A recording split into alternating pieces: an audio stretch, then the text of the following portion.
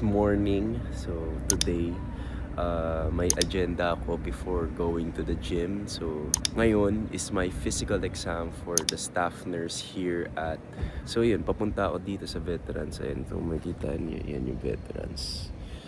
Ito yung pinaka-first kong choice as a hospital kasi inspiration ko for taking nursing is my lola kasi yun, basically dito siya nawala, so as much as possible dito ko gusto ma-hire as a staff nurse, hoping for the best results dito sa hospital na to.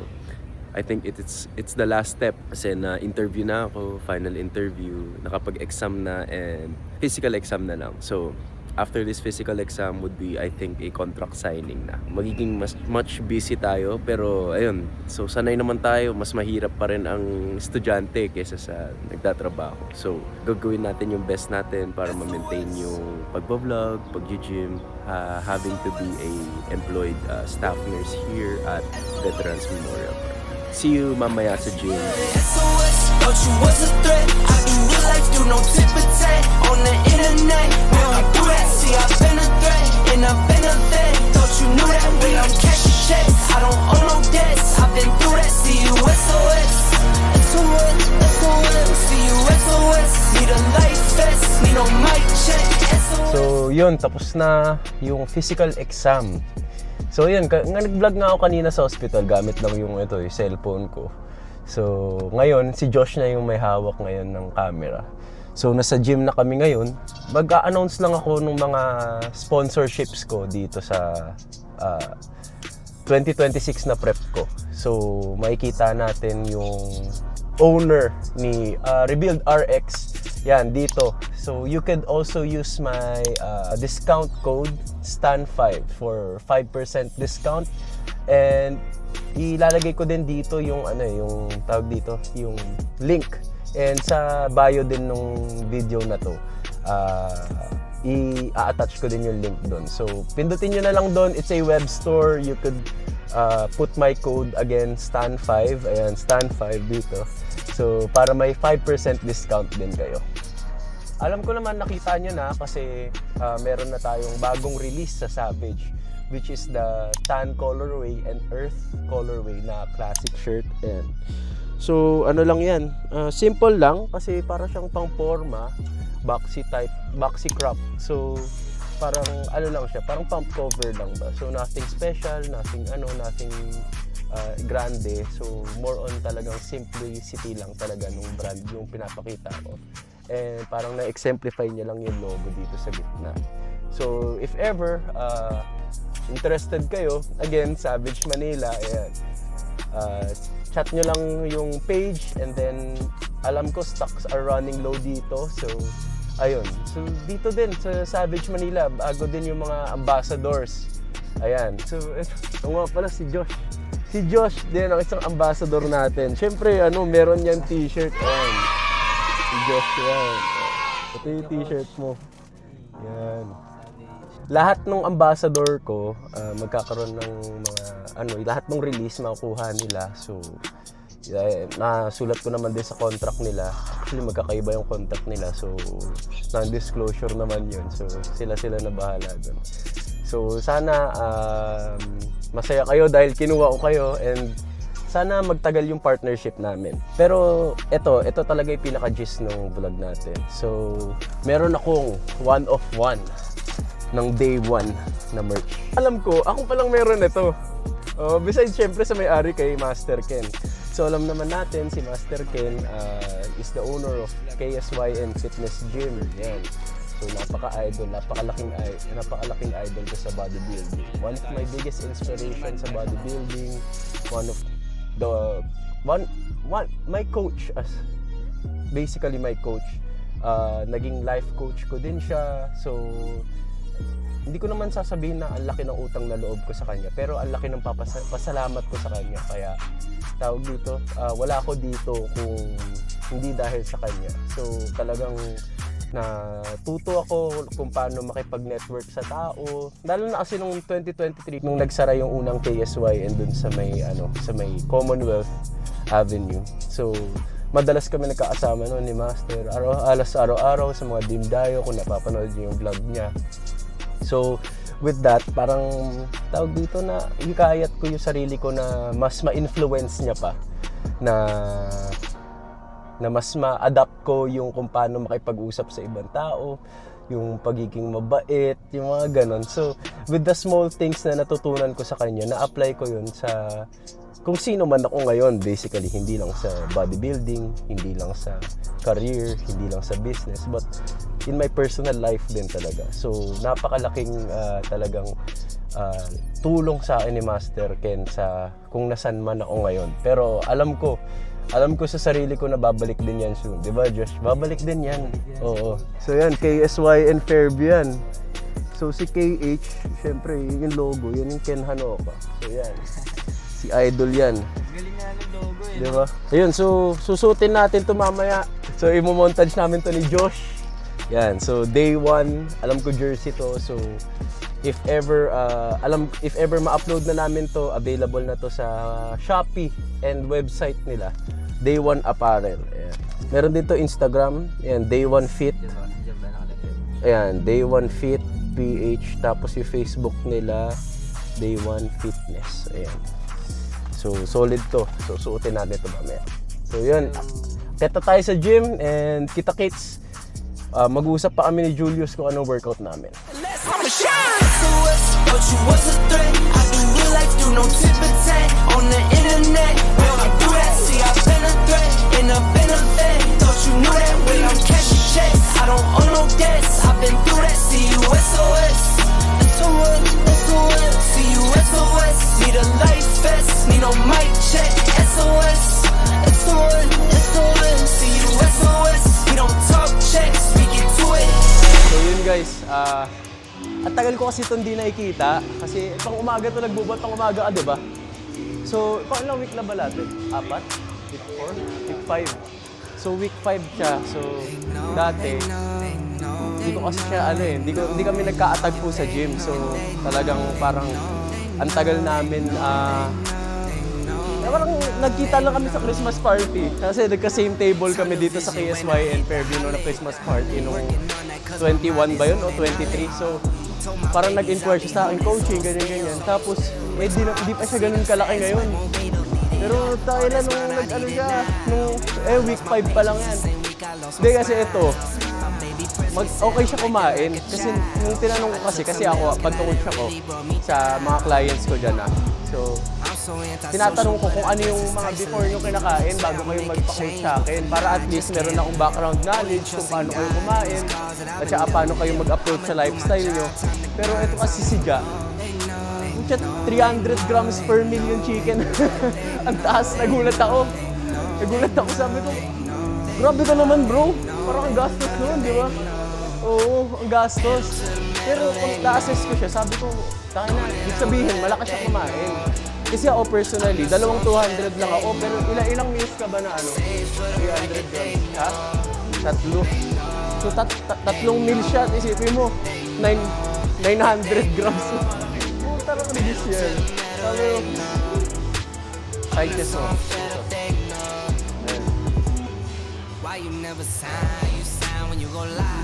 Hindi pa yung ganyan kalaki. Hindi, papakita natin para maniwala kayo. Pakita natin yung before niya. Yung unang check-in niya sa akin dito. Yan. Basta i-b-roll na lang ni Josh yun. My dogs they fed up, my squad won't let up. One of the reasons why na nag-vlog ako is parang gusto ko din ipahiwatig sa inyo itong message na to na appreciate ko nung mga past 2 years or 1 year ko na hindi nagbablog, which is yung youth talaga. Kasi ako parang lumaki ako na parang pressured ba? Kasi of course with the medical field na pinasok ko, of course with the yung career ko sa bodybuilding, parang ayoko makapag-fail ng isang bagay na pinasok ko sa aking buhay. Everyday talaga parang laban, everyday para siyang challenge sa akin na kailangan ko, I need to do better every single day. I need to do better from yesterday, of who I am yesterday and who I will be tomorrow. So yun, nung hindi ako nag-prep, nung off-season ako ng isang taon, parang naisip ko, parang ang dami ko palang gusto gawin. Parang ang dami ko palang gusto pasukin sa aking buhay. Which is, ayan nga, nabuo si Savage, naging coach, naging nurse. Yung naging na-stock up mentality ko nung past 3 years ko na pagiging bodybuilder athlete lang ang gusto ko maging. Parang nung nag-off-season ako, doon ko na-realize na ang dami palang nating options. Pero still, bodybuilder athlete pa rin naman ako. Magpe-prep pa rin naman ako, magko-compete pa rin naman ako. Pero still, ang gusto ko lang ibigay na lesson sa inyo ng mga bodybuilders dyan, ng mga bata. Or teens, juniors yan. It is a gift na parang money cannot buy. As much as possible, we would want to maximize it.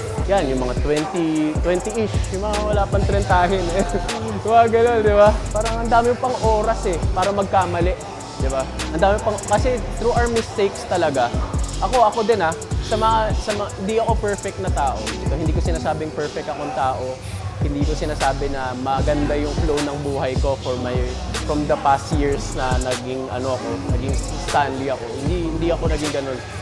Na-learn ko din yung mga lessons na yan through my mistakes. So parang itong pagiging youth ko, parang sabi ko, nung na-expose ako ng maaga sa mga yung mga nag-guide sa akin, kila Master Ken, yan, kila Kuya Ming, yan yung mga nag-guide sa akin nung bata-bata pa ako. Na-expose ako sa kanila kung paano yung mindset nila. Na-adapt ko din at a very young age. Madami kang oras pagkamali. So basically, parang it's your time to parang explore. It's your time to parang to create your own image sa sarili mo. Parang ganun. Parang ayun yung oras para malaman mo kung ano yung tawag dito, ano yung pinakagusto mo sa buhay mo talaga. Hanggang ngayon nag-explore pa rin naman ako. Hindi ko pa rin naman alam kung ano yung gusto ko maging para i-retire, di ba?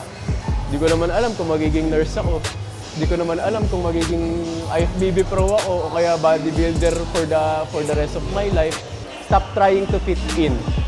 Kung medyo pressured ka dahil ganito yung mga kaibigan mo or dahil medyo napi-peer pressure ka dahil ganito sila lahat, kaya kailangan gusto mo din maging ganun. Kung feel mo sa sarili mo na hindi na wala ka naman natatapakan na tao kapag umalis ka sa ganun na circle, edi go lang, di ba? So at the end of the day, basically, ang sinasabi ko dito is parang si society kasi ngayon, parang nagkakaroon siya ng nagkakaroon sila ng norms na parang pag, ay pucha, weirdo ka, ganun, di ba?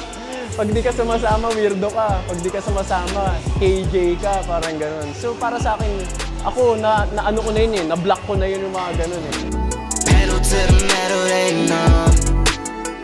Tayo din at the end of the day yung mag-create ng ating buhay. Kasi once na graduate na, once na independent na tayo, it will come into place na parang, ay, I'm alone. I'm alone na. So decision ko na lang yung magbubuhay sa akin. Na hanggat wala kang natatapakan na tao, diretso lang sa buhay. Yeah. So wala akong masyadong puff ngayon kasi ang haba ng araw namin ni Josh. Pero umaga pa lang, gising na kami niyan. Si Josh kasi naglipat ka ng bahay, Josh, no? Kaya naglipat siya ng bahay. Ako naman nag-apply ng trabaho kanina. Talaga, pero bakbak pa rin. Savage mentality to, boy. Diyan natin ipapasok yung mentality na kahit pagod, kahit ang daming parang ang daming gawain sa isang araw, talagang kailangan natin tapusin lahat ng kailangan tapusin kasi meron tayong disiplina. Guys, ito yung yung merch ng Day One, yung bagong merch. So, this is the first time na lalabas siya sa social media as far as I know. So, yan. So, si Josh, montage na lang. Yan. So, ito siya.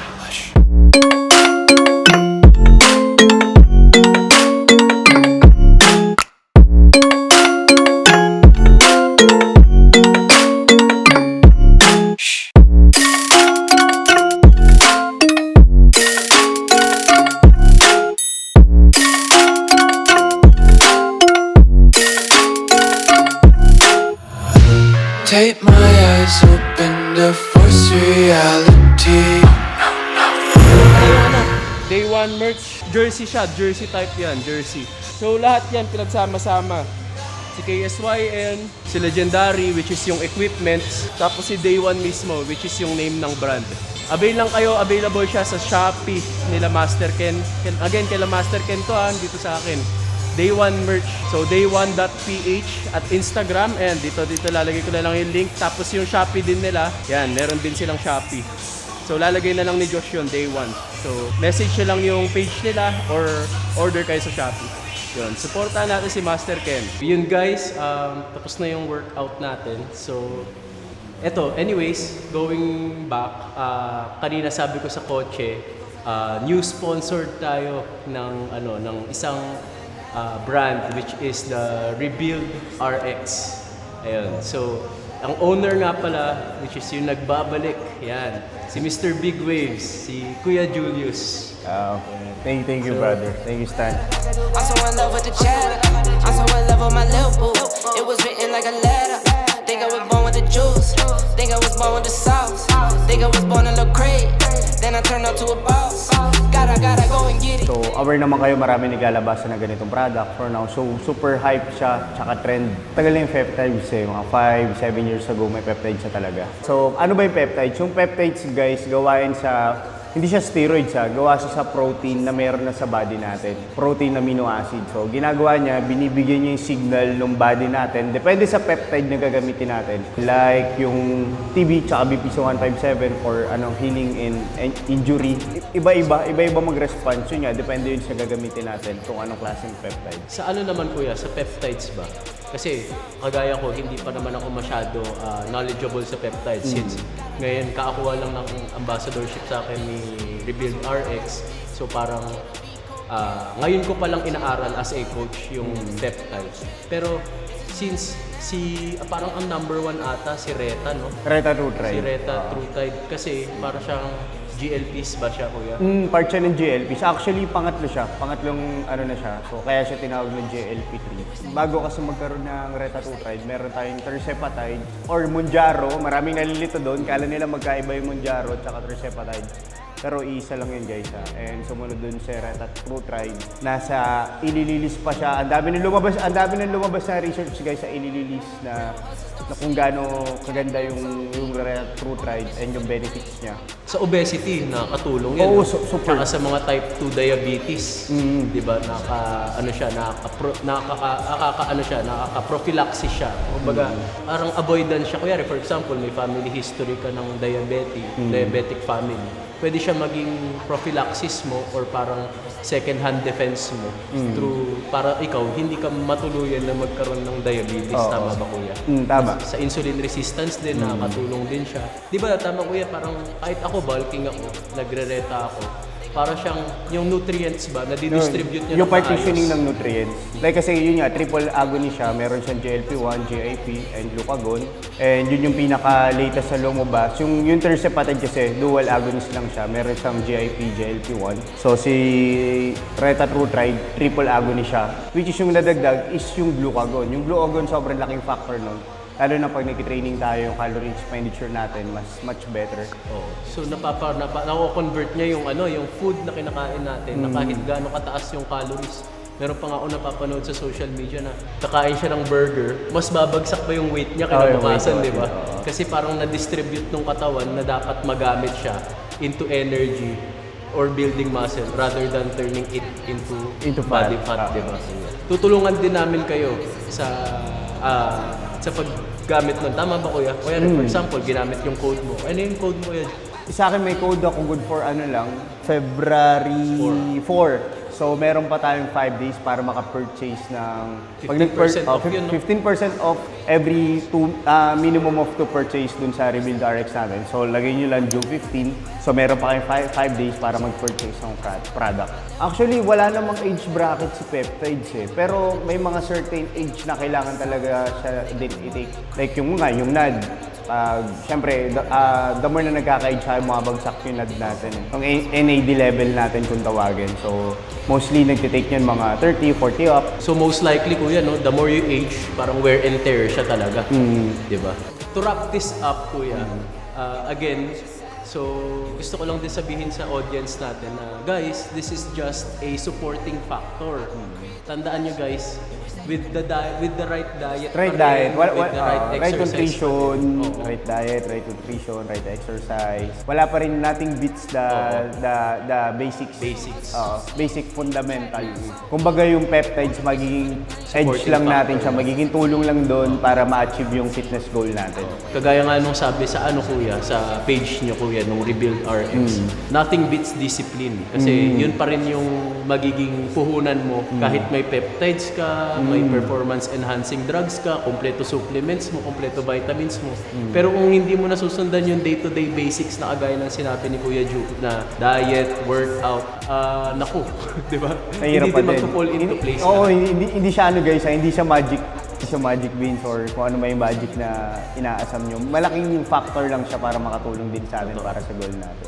Here at Rebuild RX, we're here to help you achieve your fitness goals, longevity, and health.